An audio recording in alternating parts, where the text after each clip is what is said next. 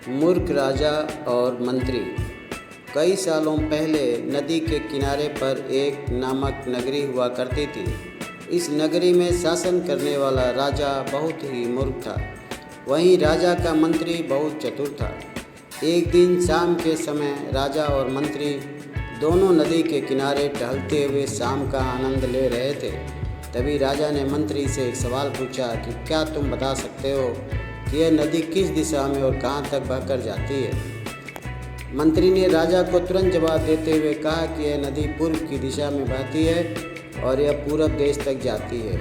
इस पर राजा ने कहा कि वह नहीं चाहता कि हमारे देश का पानी पूरब के देशवासी इस्तेमाल करें। राजा ने मंत्री को नदी का पानी रोकने के लिए दीवार खड़ी करने का आदेश दिया। तभी मंत्री ने राजा से कहा कि ऐसा करने पर हमारा ही नुकसान होगा।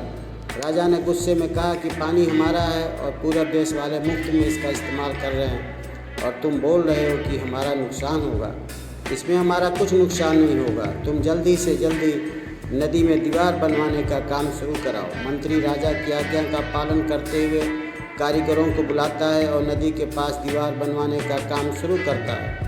नदी में दीवार बनाने का काम तेज़ी से चलने लगा। कुछ दिनों में दीवार बनकर तैयार हो गई। यह देखकर राजा बहुत प्रसन्न होते, परंतु उनकी मूर्खता के कारण कुछ दिन बाद जब बारिश का मौसम दस्तक देता है तो नदी का पानी पूरे गांव में भरने लगता है। धीरे धीरे पानी लोगों के घरों में घुसना शुरू हो जाता है। इससे परेशान होकर सारे नगरवासी एकत्रित होकर मंत्री के पास आते हैं। मंत्री उन्हें आश्वासन देता है कि वह इस समस्या का हल ढूंढ निकालेगा। लोगों की परेशानी सुनकर समाधान निकालने के लिए एक योजना बनाता है।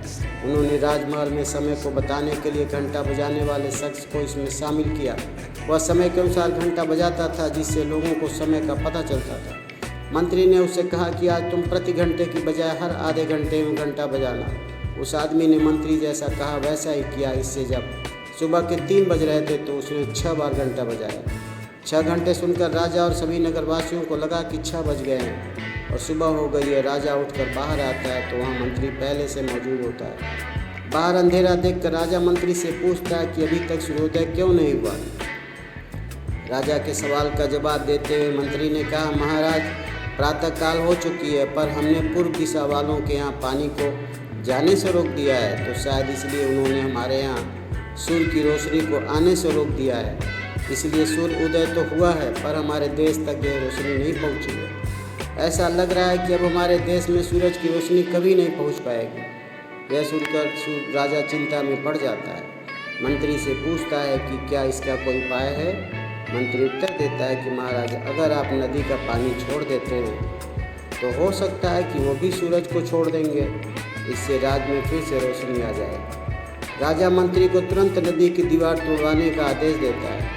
मंत्री कारीगरों को नदी पर ले जाकर उन्हें दीवार तोड़ने के लिए कहता है। कुछ घंटों में कारीगरों ने दीवार गिरा दी और तब तक सूरज के निकलने का समय भी हो गया। सूर्य उदय हो गया।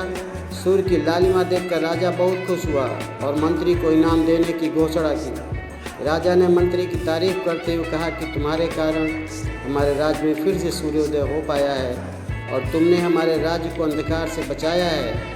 इसके बाद मंत्री कहता है कि महाराज, यह तो राज्य के लिए के प्रति मेरा फर्ज था। इस कहानी से सीख मिलती है कि कभी भी दूसरों का बुरा नहीं करना चाहिए और न ही उनकी तरक्की देखकर उनसे जलन की भावना रखनी चाहिए। हमारे चैनल को सब्सक्राइब करें, बेल आइकन